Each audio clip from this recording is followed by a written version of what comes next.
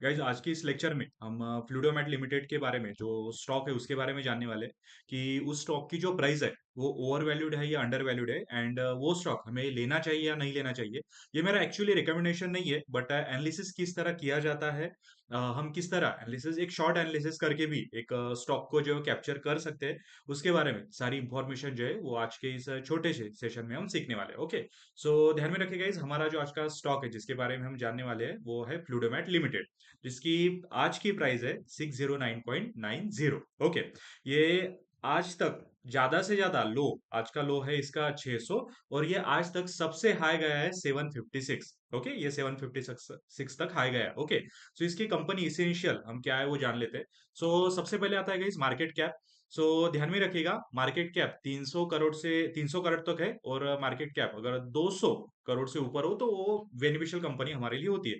Okay, सो ये 300 करोड़ से ऊपर है मतलब ये जो कंपनी हो बेनिफिशियल हो सकती है। एंड और एक चीज ध्यान में रखिएगा इस ये जो स्टॉक एनालिसिस है, आप कई सॉफ्टवेयर ऐसे कई वेबसाइट्स ऐसे हैं जिससे आप स्टॉक एनालिसिस कर सकते हैं। फिलहाल मैं टिकर फिनोलॉजी का यूज कर रहा हूँ स्टॉक एनालिसिस करने के लिए। ओके, टिकर फिनोलॉजी भी एक बेस्ट वेबसाइट है, उसका यूज कर रहा हूँ स्टॉक एनालिसिस करने के लिए। Okay, so market cap 300 crore से ऊपर होना चाहिए एंड ये 200 करोड़ से ऊपर है, सो बेटर चॉइस हो सकती है ये। ओके, उसके बाद आता है guys sales growth and profit growth. Okay, so ध्यान में रखिए सेल्स ग्रोथ मतलब बेचने से ज्यादा प्रॉफिट जो है ना होना चाहिए। सो सेल्स ग्रोथ से ज्यादा प्रॉफिट ग्रोथ होना चाहिए एंड इसमें 20.11% सेल्स ग्रोथ है बट प्रॉफिट ग्रोथ है 35.67%। इसका मतलब ये काफी अच्छा साइन है हमारे स्टॉक खरीदने के लिए। ओके, ये काफी अच्छा साइन दे रहा है कि 20.11% सिर्फ सेल्स हो रही है बट प्रॉफिट उससे ज्यादा हो रहा है 35.67%। ओके, उसके बाद आता है R O E, return on equity. So return on equity जो है वो हमेशा ध्यान में रखिए 50 से 20% ऊपर होनी चाहिए। ओके, और ये 23% है मतलब ये काफी अच्छा साइन है। आरओई का रिटर्न ऑन इक्विटी का सिंपल मतलब होता है कि कंपनी हेल्दी है या नहीं। ठीक है, एक बॉडी जो है वो हेल्दी है या नहीं किससे पता चलता है? वो क्या खाता है, मतलब उसका स्ट्रक्चर कैसा है उससे पता चलता है कि बॉडी हेल्दी है या नहीं। उसी तरह आरओई जो है उससे नंबर्स अच्छे हो मतलब 15 से 20% से ऊपर हो तो इसका मतलब है कि कंपनी की जो हेल्थ है वो काफी अच्छी है। ओके, एंड आरओसी भी ये 15 से 20% ऊपर होनी चाहिए एंड ये है भी। ओके, 31.99% है मतलब ये भी अपने लिए अच्छा साइन हो सकता है। ओके, उसके बाद आता है गाइस पीबी। पीबी हमेशा 3 to 6 के रेंज में होना चाहिए, 3 to 6 के रेंज में होना चाहिए और ये 4.61 है मतलब 3 to 6 के ही रेंज में है। सो ये प्राइस टू बुक वैल्यू काफी अच्छा है। ओके, उसके बाद आता है PE ratio. PE ratio actually ऐसा होता है कि इसका एक सिंपल फॉर्मूला है पीई लेस देन पीजी, मतलब प्राइस टू अर्निंग रेशियो ये कम होना चाहिए प्राइस टू ग्रोथ रेशियो से। ठीक है, प्राइस टू ग्रोथ है मतलब 35.67 से कम होना चाहिए क्या? सो पीई रेशियो और ये है भी। ठीक है, 35.67 से कम है ना, 20.68। इसका मतलब पीई भी हमारे लिए इसमें अच्छा साइन दिखाता है। ओके, इसका सिर्फ फेस वैल्यू गाइस 10 है। कैश ओके, डेप्थ इसके पास कुछ भी नहीं है। ओके, मतलब कर्जा जो है इस कंपनी के पास कुछ भी कर्जा नहीं है, 0 करोड़ है। ओके, कुछ भी कर्जा नहीं है बट फिर भी इसके पास कैश है। ओके, अगर कोई कंपनी के पास कर्जा हो मतलब डेप्ट हो और उसके पास कैश होना तो वो तो काफी अच्छी कंपनी हो सकती है। बट इसके पास कर्जा जो है वो कुछ भी नहीं है, उसके पास कोई भी लोन नहीं है, कोई भी डेट नहीं है, फिर भी इसके पास कैश है, मतलब ये कंपनी काफी अच्छी बेनिफिशियल हो सकती है। एंड इसने डिविडेंड भी दिया है। ओके, डिविडेंड का मतलब सिंपल होता है कि अगर सपोज फॉर एग्जांपल मेरी एक कंपनी है, मेरी कंपनी अच्छा ग्रोथ कर रही है और मैं खुश होकर या मेरे कंपनी को कुछ अदर से पैसा आ गया और मैं खुश होकर मेरा जो पैसा है उसे कुछ रेशियो में मेरे जो इन्वेस्टर है उनको बेच देता हूँ, उनको बांट देता हूँ, तो उसे कहा जाता है गाइस डिविडेंड। और इसने डिविडेंड भी दिया है 0.89% इन्होंने डिविडेंड जो है फ्लूइडोमेट ने दिया है। सो ये भी काफी अच्छी कंपनी हो सकती है एंड इसका काम गाइस इंजीनियरिंग इंडस्ट्रियल इक्विपमेंट जो होती है उसमें होता है। ओके, सो ये थे रेशियो। अब हम थोड़ा नीचे जाके देखते हैं कि और कौन से रेशियो है जिसमें हम ध्यान दे सकते हैं। सो रेशियोज में हम कुछ ऐसे रेशियोज है जिसके बारे में आपको ध्यान में रखना चाहिए। सबसे होता है सेल्स ग्रोथ। तो सेल्स ग्रोथ बढ़ती रहनी चाहिए। ओके, 1 ईयर हो, 3 ईयर हो, 5 ईयर हो, सेल्स ग्रोथ हमेशा बढ़ती रहनी चाहिए। इसने 1 ईयर में 20.11% का रिटर्न दिया है, 33 ईयर में 25.2% का, एंड 5 ईयर में 15.69% का रिटर्न दिया है। मतलब काफी अच्छा रिटर्न जो अभी तक आया है। 10% या उससे कम तो नहीं आया, बट 10% से ऊपर ही हमेशा इनका रिटर्न जो है वो रहा है।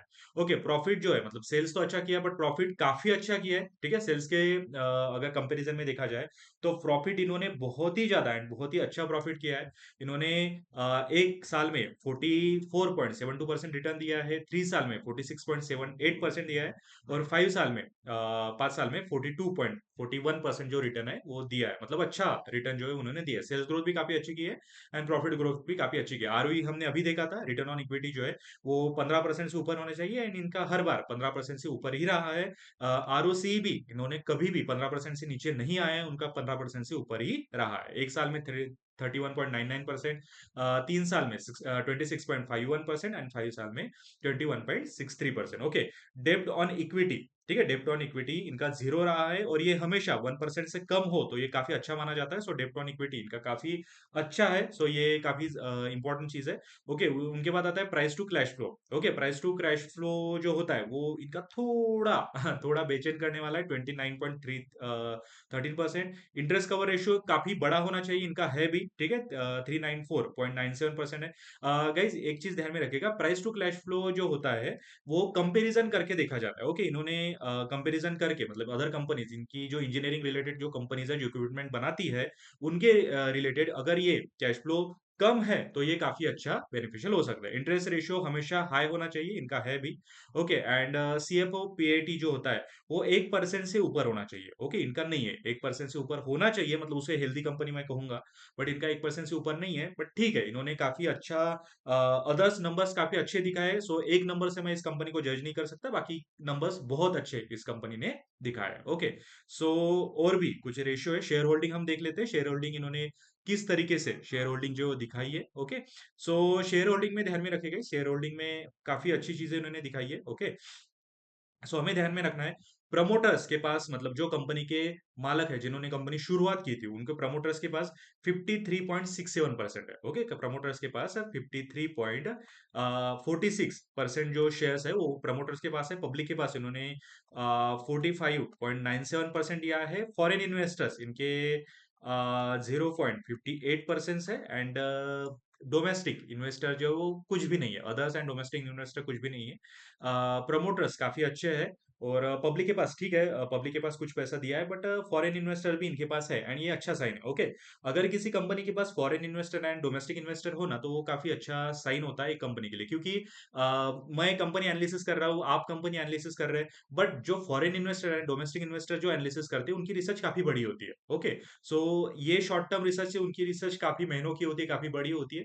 सो अगर 1% भी हो तो भी वो काफी अच्छा साइन होता है। तो इनका फॉरेन इन्वेस्टर का 0.58% है, बट काफी अच्छा साइन। ओके, उसके बाद जो चीजें हमें देखनी है उसमें हम नेक्स्ट चीजें जो है वो देख लेते हैं।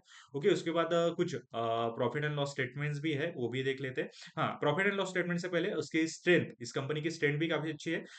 शोन गुड प्रॉफिट ग्रोथ, 3 साल में उन्होंने अच्छा प्रॉफिट ग्रोथ दिखा है, जो अभी हमने ऊपर जो आंकड़े देखे थे वही आंकड़े यहाँ पे दिखाए गए। Okay, company has a good revenue growth भी है, 25.20%, 3 ईयर में दिखा है। Company has maintaining healthy ROC, ठीक है, मैंने जैसे बताया था कि आरओसी एंड आरओई काफी अच्छा है इनका, 50% से ऊपर ही है। सो ये काफी हेल्दी मानी जाती है, कंपनी भी काफी हेल्दी है। ओके, और ये वर्चुअली डेट फ्री है। ओके, इसके पास कुछ भी कर्जा जो है वो नहीं है, and healthy interest coverage ratio भी इन्होंने अच्छा दिखाया, मतलब ये सबसे हाई होना चाहिए, और इनका है भी 394.97%, इनका हेल्थी इंटरेस्ट कवरेज रेशियो भी है। ओके, इसके बाद हमें देखना पड़ता है इस क्वार्टरली रिजल्ट। ओके, इनके रिजल्ट्स किस तरह आए वो हमें देखना है। सो क्वार्टरली रिजल्ट में हम ध्यान में रखेंगे इनका नेट सेल्स किस तरीके का है। ओके, सो ध्यान में रखिएगा, ये जो आंकड़े होते हैं, नेट सेल्स हो गया, टोटल एक्सपेंडिचर हो गया, ऑपरेटिंग प्रॉफिट, अदर इनकम, ये हमेशा कुछ आंकड़े इनमें बढ़ते रहने चाहिए, महीनों के महीनों कुछ आंकड़े बढ़ते रहने चाहिए और कुछ कम होने चाहिए। नेट सेल्स इनका आई थिंक बढ़ रहा है, यस, नेट सेल्स इस यहाँ पे 12.56 करोड़ है, यहाँ पे 14.65 है, 12.63, ओके, यहाँ से थोड़ा कम हुआ था। ओके, कोई इशू नहीं है, 12 से यहाँ पे 15 या यहाँ पे 15। ओके, सो यहाँ पे भी थोड़ा माइनर चेंज है, क्योंकि मार्च से जून तक इन्होंने 15.65 से 15.59 मतलब थोड़ा कम आया है, बट ये काफी अच्छा आंकड़े है। ओके, एक्सपेंडिचर मतलब इन्होंने खर्चा 9.9, 10, 9, 11, 10। ओके, सो ये एवरेज है, ज्यादा मतलब इन्होंने बहुत ही कम खर्चा नहीं किया है, बहुत ही ज्यादा भी खर्चा नहीं किया है, इनका एवरेज खर्चा है। ओके, ऑपरेटिंग प्रॉफिट भी अच्छा है, 3, 4, 5। मतलब जून 24 आते आते तक इनका ऑपरेटिंग प्रॉफिट काफी अच्छी तरीके से बढ़ गया। ओके, इंटरेस्ट जीरो ही है। ओके, इसका कोई इशू नहीं है। Profit before tax and profit after tax. Okay, profit before tax and profit after tax में अगर देखा जाए तो 3, 4, 3, 5, 5। ओके, इनका प्रॉफिट बिफोर टैक्स भी काफी बड़ा है, एंड प्रॉफिट आफ्टर टैक्स भी बढ़ा हुआ है। ओके, ठीक है, कोई इशू नहीं है, टैक्स देने के बाद भी इनके पास प्रॉफिट जो है काफी अच्छी तरीके से बच रहा है। ओके, एंड ईपीएस भी इन्होंने काफी मेंटेन किया है। सो ओके, ये काफी अच्छी कंपनी हो सकती है, क्योंकि इन्होंने काफी चीजें जो है वो मेंटेन करके रखी है, एंड अच्छे रिजल्ट जो है वो भी दिए।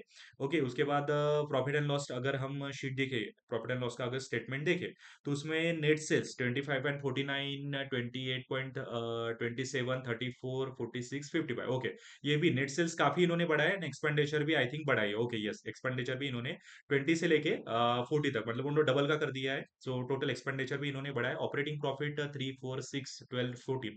ओके, ऑपरेटिंग प्रॉफिट भी इनका बढ़ा है। ओके, जहाँ पे प्रॉफिट दिखता है मतलब वहां पे अच्छी चीजें होती है, अच्छी चीजें हमेशा बढ़ती रहनी चाहिए, और प्रॉफिट यहाँ पे बढ़ा हुआ है। ओके, अदर इनकम इनका, ओके, अदर इनकम है इनका बट काफी कम है। ओके, 1.68, 1.35।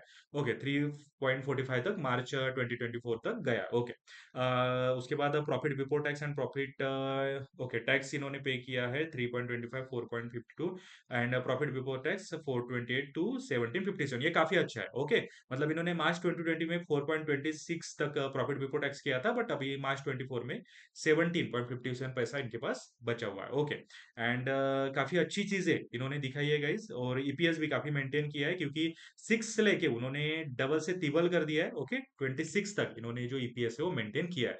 इसका मतलब क्या है कि ये कंपनी काफी बेनिफिशियल हो सकती है अगर हमें इस कंपनी में इन्वेस्ट करना है, तो ये कंपनी काफी हेल्दी हो सकती है। बट देखिए गाइस, मैं फिर से बोल रहा हूँ, ये कोई भी रिकमेंडेशन नहीं है। ओके, अगर आपको लग रहा है ये कंपनी थोड़ी बहुत आपको मुनाफा दे सकती है, तभी आप इसमें इन्वेस्ट जो है वो कीजिएगा। अगर आपको लग रहा है कि नहीं, ये कंपनी मुझे उतना मुनाफा नहीं देगी, तो मैं सजेस्ट करूंगा कि आप मेरे रिकमेंडेशन से अच्छा है आपकी की रिसर्च काफी हेल्पफुल हो सकती है आपके लिए। ओके, ओके, तो ये थी आज आज की रिसर्च गाइज। इन्होंने काफी अच्छी तरीके से खुद को मतलब कंपनी को हेल्दी रखा है। तो आप फिलहाल तो ये कंपनी नीचे आ रही है, बट आप इसमें इन्वेस्ट कर सकते हो। बट मैं आपको सजेस्ट करूंगा कि अगर ये कंपनी का शेयर का प्राइस अगर थोड़ा नीचे और आता है, तो आप इसमें जरूर इन्वेस्ट करिएगा। ये काफी अच्छा बेनिफिशियल आपके लिए हो सकता है। एंड गाइज, अगर आपको इसी तरीके के और भी कोई सेशन चाहिए जिसमें आपको इंफॉर्मेशन चाहिए कि किस तरह एनालिसिस किया जाता है, कौन सी कंपनी को कैसे एनालिसिस करने, तो आप कमेंट बॉक्स में जरूर बताइए, मैं आपको के लिए